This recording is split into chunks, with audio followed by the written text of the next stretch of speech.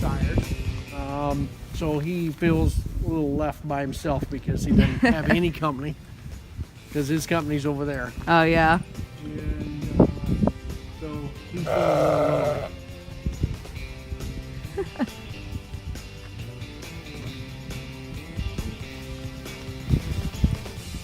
So we've got, the ewes kind of separated her up close, so when the ewes start lambing, we've got pins in here set up. So when lambs hit the ground, they'll be fairly warm.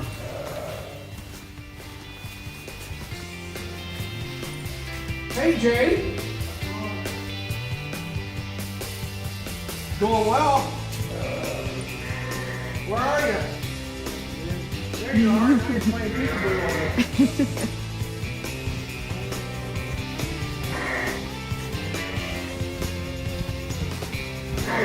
They're all out, but those will be the pins right there. So as soon as they start lambing, they'll be moved to those facilities, and they'll be again a little bit more isolated, have the lambs with them. But they'll be ready to go. Here's another daddy here. But it could be any time towards the end of this week. Now, we artificially inseminate these. Okay. Very few sheep in the country are artificially inseminated, but we are very fortunate that we've been able to bring that technology to the farm. So about half the ewes are artificially inseminated. The other ones did not take, and so we had to clean up the buck. Treat the rest of them. So they're kind of isolated by themselves, so they're in two groups. And so if anybody's going to lamb, it's going to be this group that are artificially inseminated, so we'll be able to do it. Last year we had our first quad, which normally sheep will have twins. Oh, okay. And triplets are rare, but a quad is very rare. Wow. And so last year we had our first set of quads. All four of them lived. Nice. So very unique in itself. So, you know, they're at that stage where they'll, like any other animal, they'll nest. So this would be our nursery, if you want to call it. Yeah? This would be our nursery.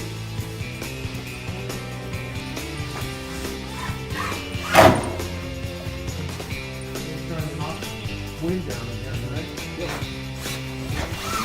This is the missions, Jay. They're doing a little bit of a tour today, kind of want to know a little bit about what we do and how we do it. Yep. This is Jay Pittman. He's our sheep and swine technician. Nice to meet you. I'm Katie. Both of them. Here so we can share it with the students and families, get them like the inside look, you know, for those who don't get a chance to come see it. Don't get the truck. Just get Jay.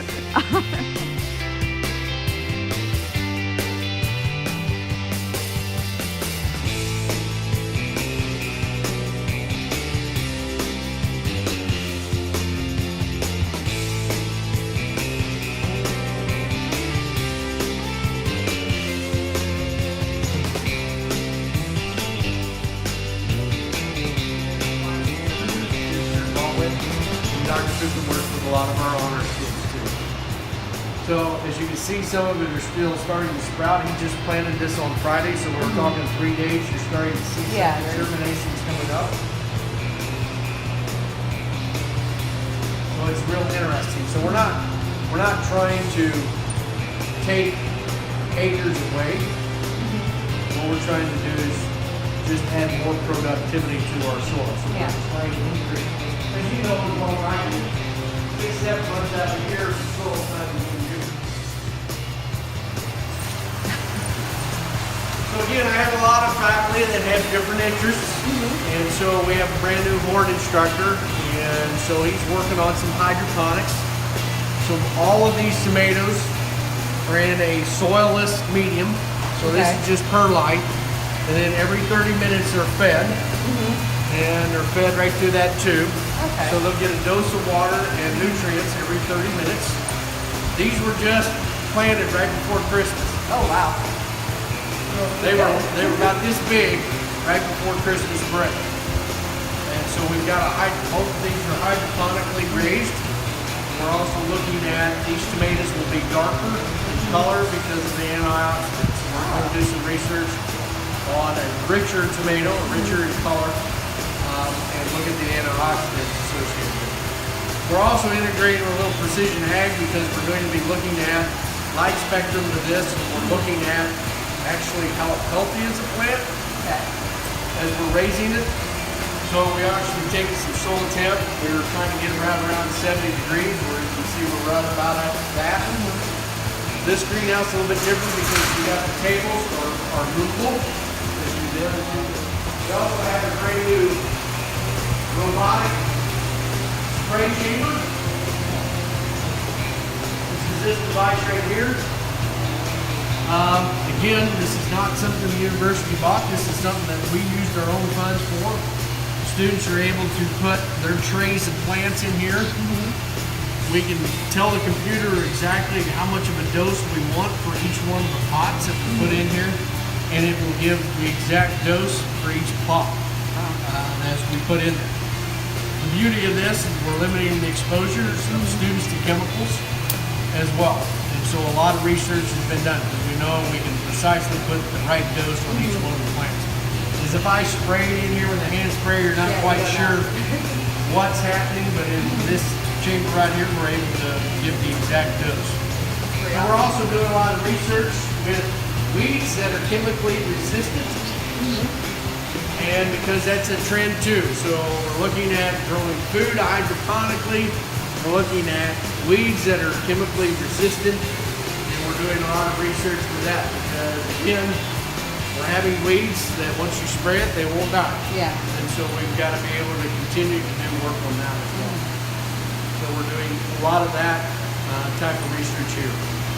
So the neat thing about all of it is you're seeing a lot of my faculty work together and collaborate on projects, which is really neat. So I've got my precision ag faculty and I've got my horticulture instructor working on that. I've got two of them working on that precisely. So that's always awesome to see faculty working together.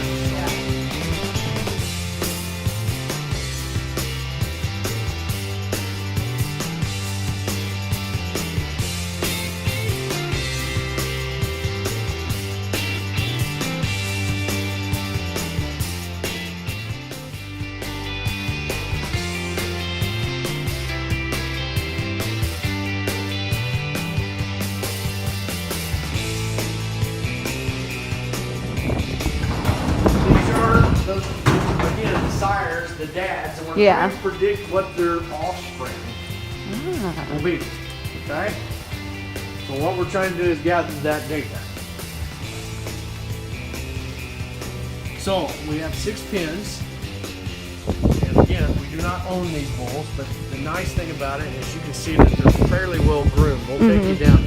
So our students have already been working with these bulls over the weekend. Get them clipped just like a nice haircut, right? To get them ready for their showcase in their video and still picture catalog. So just consider our students as the stylists getting ready for these young and out. Again, some of these are just about a year old. Wow. So they were just hitting the ground this time last year. So we're collecting data. We'll weigh them every 28 days. We'll collect that data. They'll go through fertility screening. So if they're not fertile, they're not going to be sold. And all of these pins are based upon weights. So when they arrive, we try to pin them within 2 to 100 to 200 pounds apiece. So what that means is there's always going to be pecking order. Well, there is an alpha male in this pen, and he's already established his dominance. But if we can put them by weight, there's not as much bullying To the smaller ones. They're smaller ones. Yeah. So their pen is the day they arrive.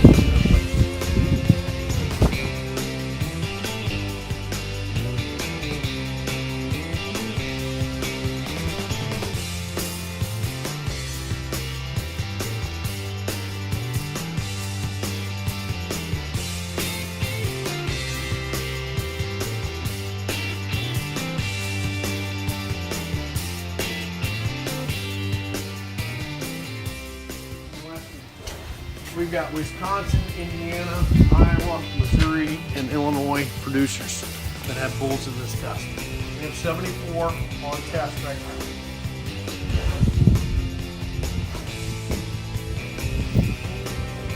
So things we're trying to look at is average daily gain. So if we can predict and gather that data, we can pretty well predict what their offspring will be. So less days on feed, more money you'll make. So that's what we're trying to predict. And again, I think this is 46th annual. We're getting really close. So this one's about as old as the, I guess,